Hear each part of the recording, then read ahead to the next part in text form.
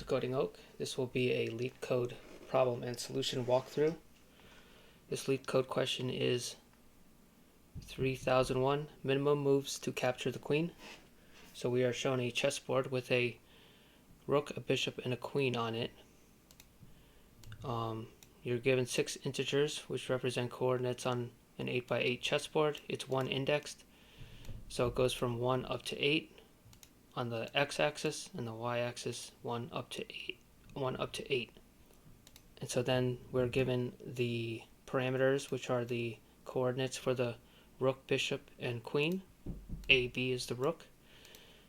So the x and y would be either 1 through 8 for A or 1 through 8 for B.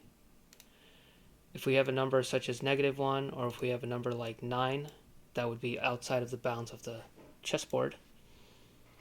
And the process repeats for the white bishop and the black queen. So this is a visualization LeetCode gives us. And in this position, this queen is not in check, or this queen cannot be captured, because the rook can only move from like left to right or up and down. And then the bishop here can only move diagonally.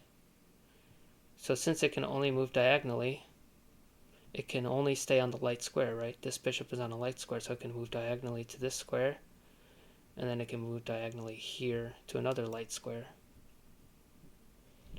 And if the bishop starts, and I'll show another chessboard here, right? So if the bishop were to start on a dark square here, right? So this bishop can move dark square diagonally, dark square, right? So if the queen were over here, this bishop can move diagonally and it can capture the queen, right? And so the LeetCode question is, how many moves will it take, given that we have a rook that can move like this, given that we have a rook and a bishop, how many moves would it take for one of these pieces to run into the queen, okay? So let's say if we just had a rook here, right? Let's say this was the starting position. Our answer would be 1, right? Because in one move, the rook can go this, like this, and hit the queen. So our answer would be 1. If, let's say, all we had was a bishop, right? And in this position, our answer would be 2, right? We can move 1, 2.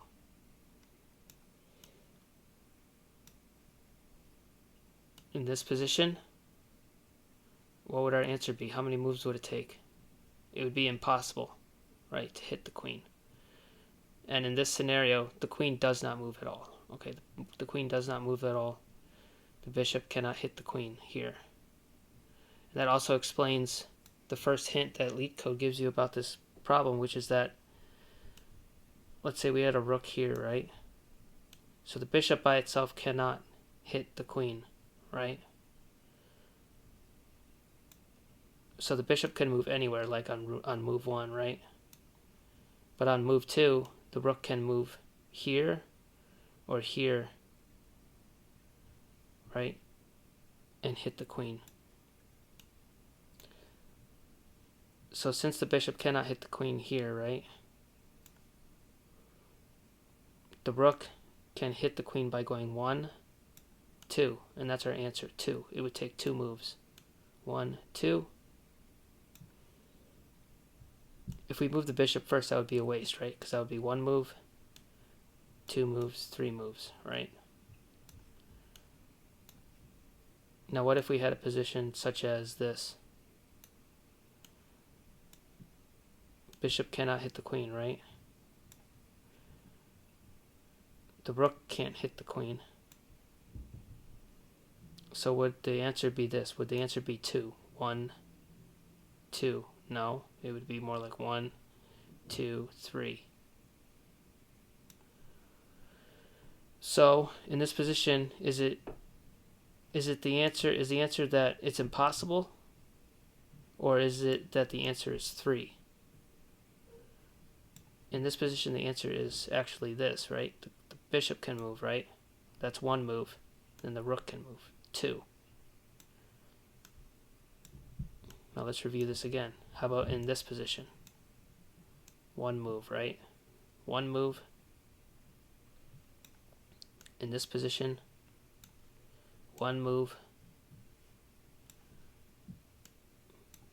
In this position, how many moves to capture the queen? 1, 2. Or 1, 2. So the pattern here is that the answer to this problem is either 1 or 2. Okay, the answer is not 0. Okay, so if we had no bishop here, right? If we had no bishop, the rook can find a way to capture the queen. And it would take maximum 2 moves. So that's a big hint that leetcode gives, which is that your answer is either 1 or 2, right?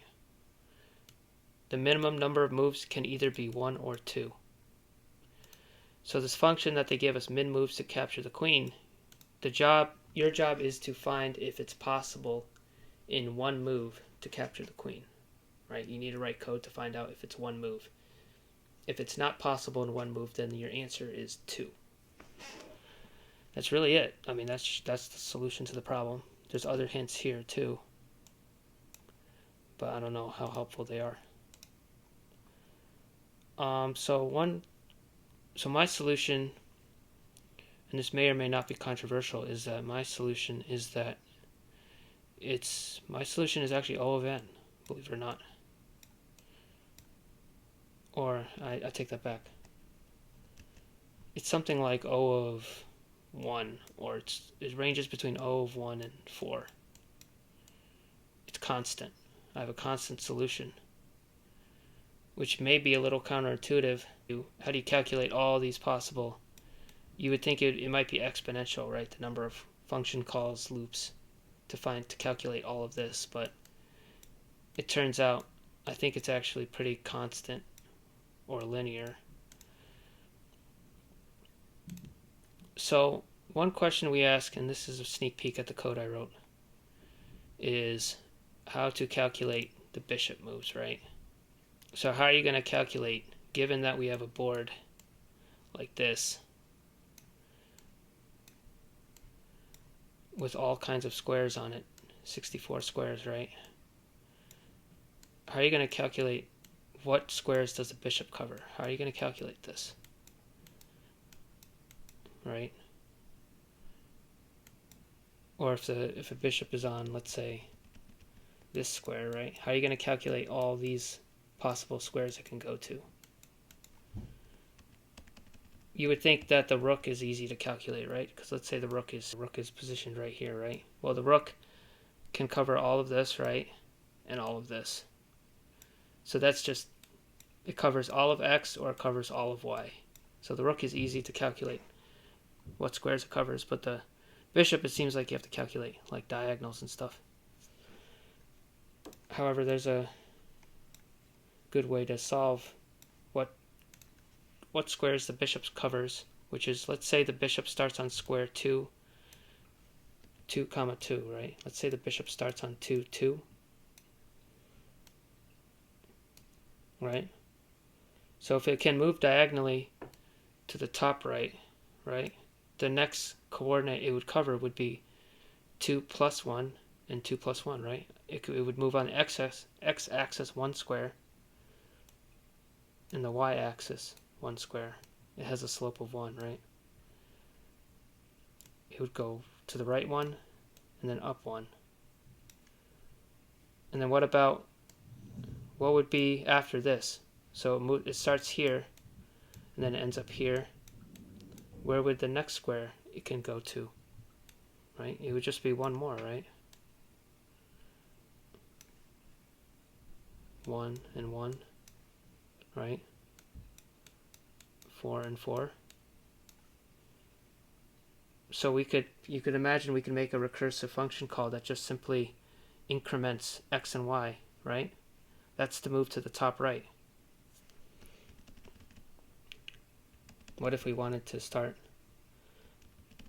let's say from here, this is our origin, let's say we wanted to move bottom left, right? Well, let's say we wanted to move diagonally in the bottom left direction. And let's say we started at 2, 2, right? So we'd move to the left 1, and we'd move down 1, right? Same idea here. Then we'd move back to 0. And we'd repeat this for all directions. Right? So to move top left, you'd go left 1, and you'd go up 1, right?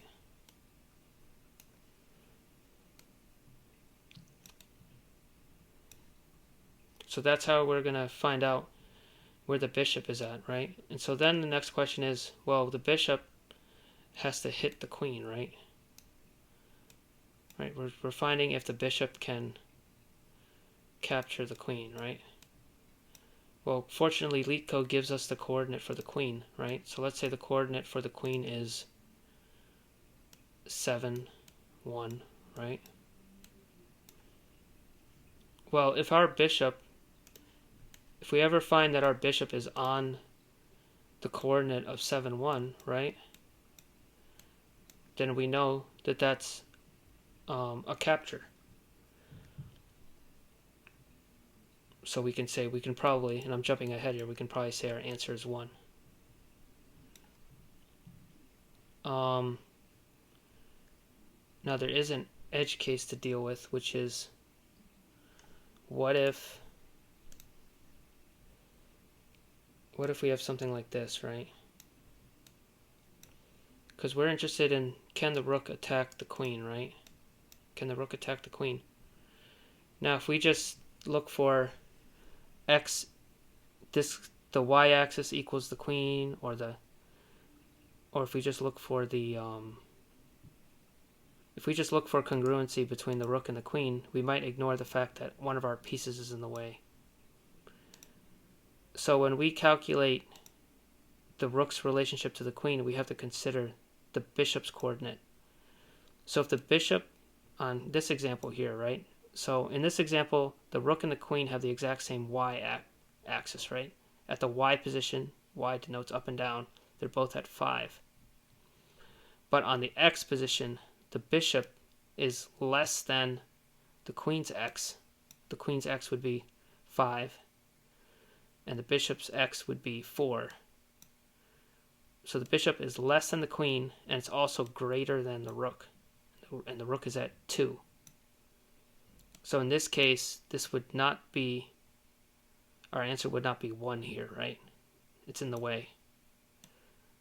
And we'll repeat it for the other side, right? We'll check the right side. And we'll also check underneath, right? In this example, the queen, the bishop, and the rook all have the same x value. However, the queen's y-axis is greater than our bishop, and our bishop is between the queen and the rook on the y-axis, right?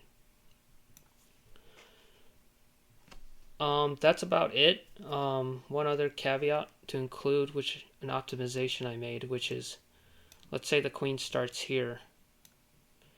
Okay, so what we're going to do is to calculate if the bishop can capture the queen is we're going to calculate all these squares, right? We're going to have the bishop visit all these squares on its diagonal.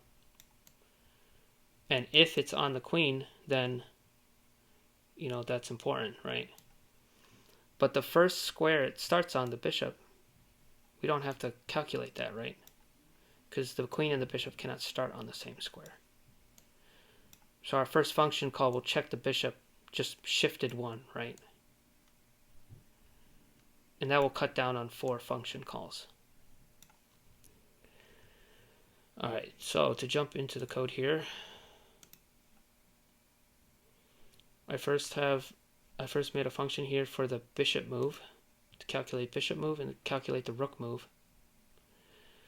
And the first thing I check off right off the bat is, can the rook capture the queen, right?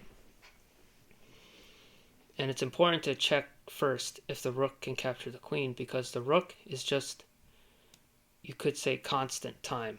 There's no looping, nothing here. It's just a simple conditional statement, right? If the y-axis equals the queen's y-axis,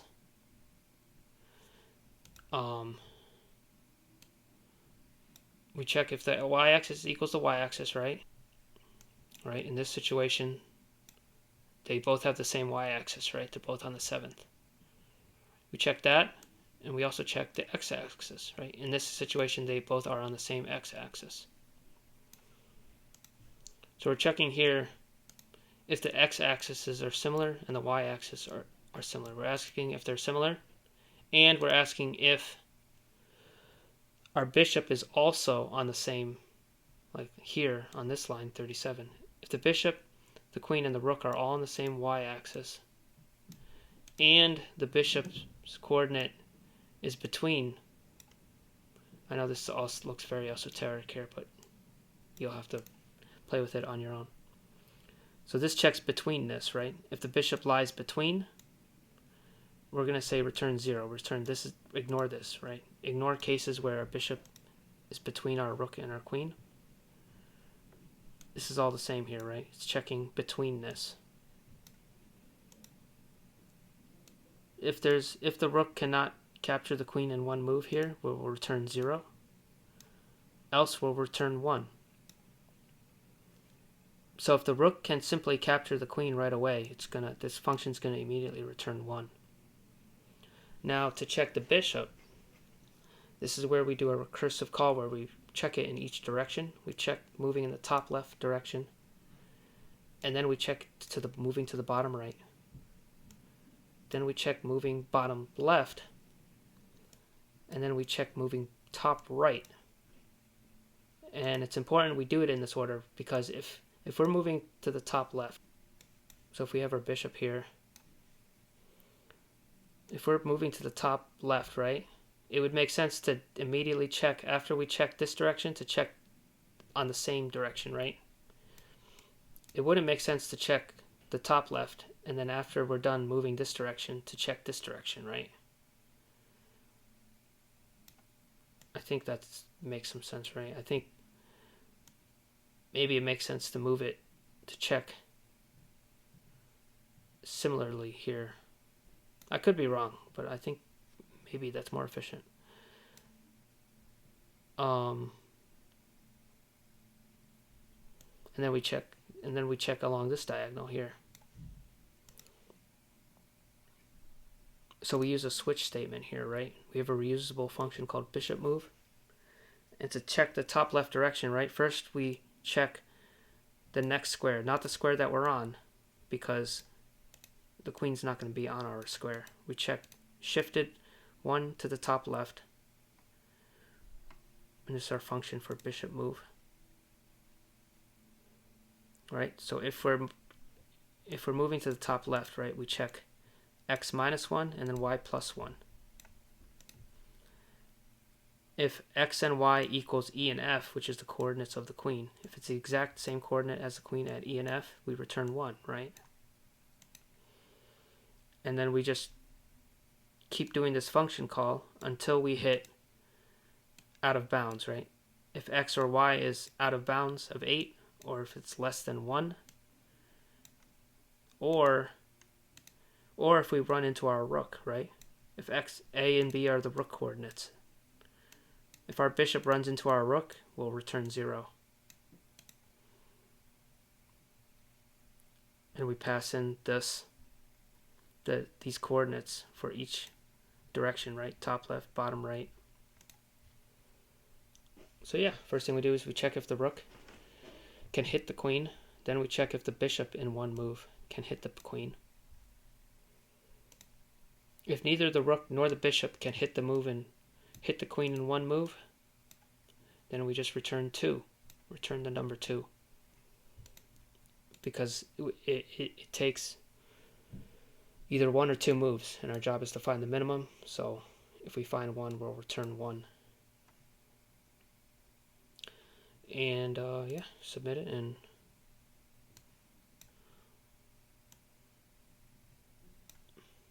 pretty good. It does pretty well compared to some other solutions. Look at these. These are some of the other top solutions. Look at how...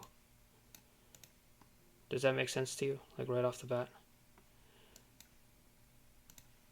These are some other ones. This is the other code to find to find out simply if the bishop or the queen can hit, or to find out if the bishop or the rook can hit the queen in one move. But I think this is pretty good. We have a bishop move function with a case statement, and then we just have rook conditionals, right? So yeah, if you like this solution, tune in for more videos. So like, subscribe, and happy coding.